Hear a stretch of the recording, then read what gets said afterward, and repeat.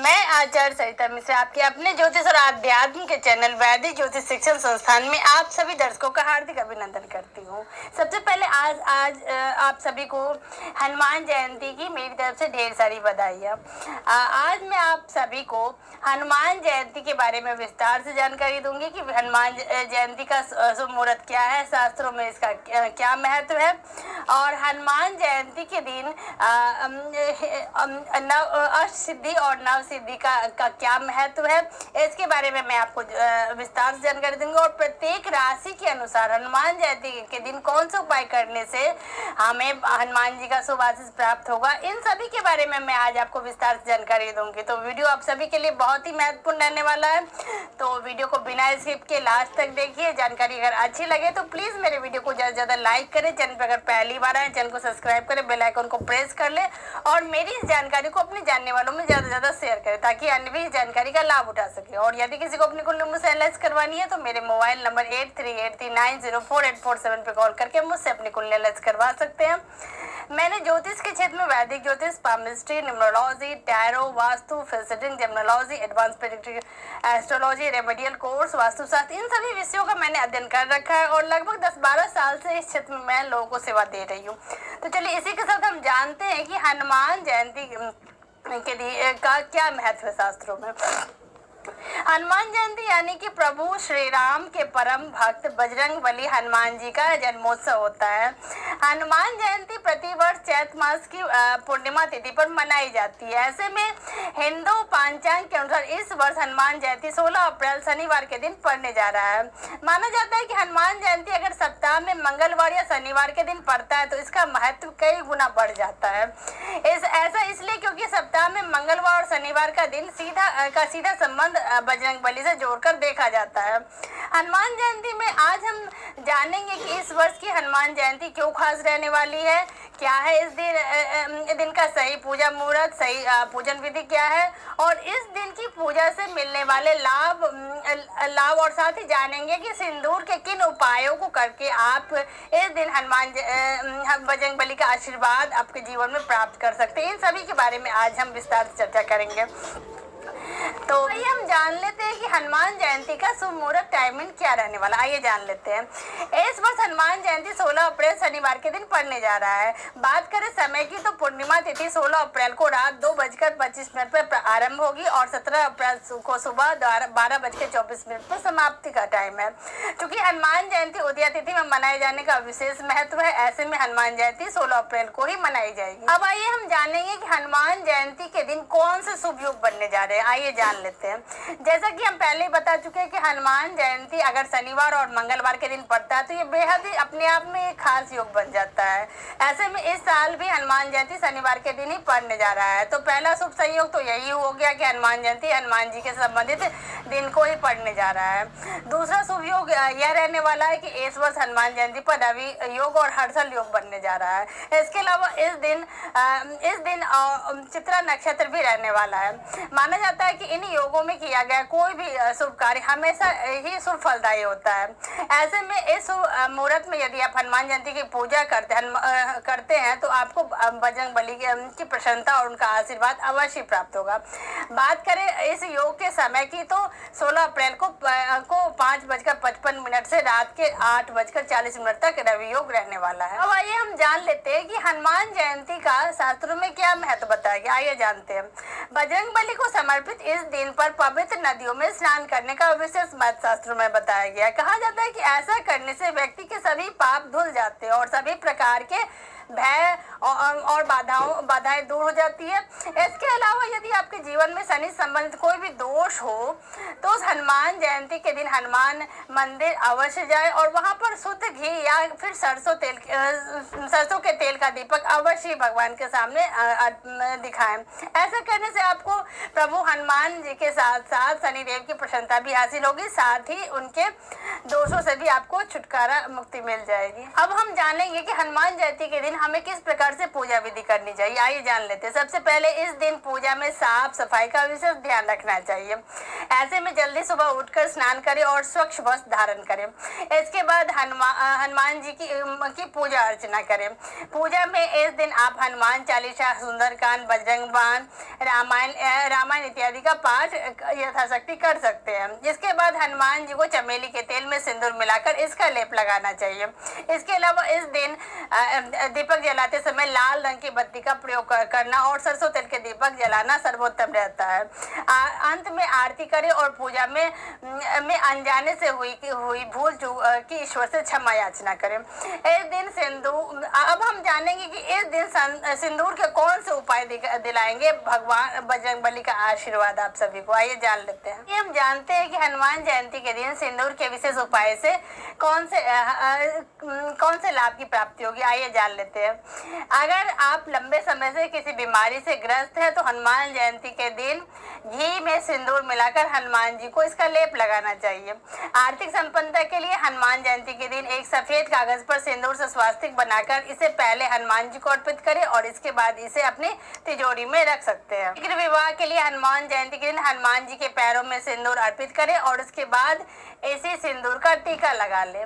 नौकरी या व्यवसाय में परेशानी बनी हुई है तो हनुमान जयंती के दिन हनुमान जी के मंदिर जाकर उनके चरणों में सिंदूर अर्पित करें और इसके बाद चढ़ाए हुए सिंदूर से ही एक सफेद कागज पर स्वास्तिक बनाकर इसे अपने पास किसी सुरक्षित जगह पर रख ले।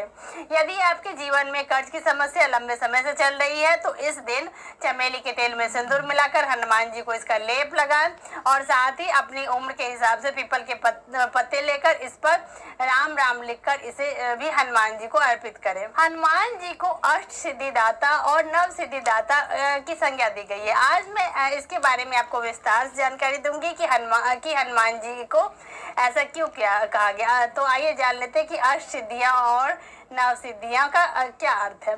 अष्ट सिद्धियों में सबसे पहला है अनिमा। इसका अर्थ यह होता है कि हनुमान जी इस सिद्धि के दम पर बजरंगबली कभी भी अति सूक्ष्म रूप धारण कर सकते हैं। महिमा, इस सिद्धि के दम पर हनुमान जी कभी भी विशाल रूप धारण कर सकते हैं और ऐसा उन्होंने कई बार किया है। गरिमा, गरिमा के बल पे इस सिद्धि के दम पे हनुमान जी खुद का भार किसी पर्वत के बराबर भी कर सकते हैं। सिद्धि में अगला है लघिमा। इस सिद्धि के दम पर हनुमान जी खुद का भार एकदम हल्का कर सकते हैं।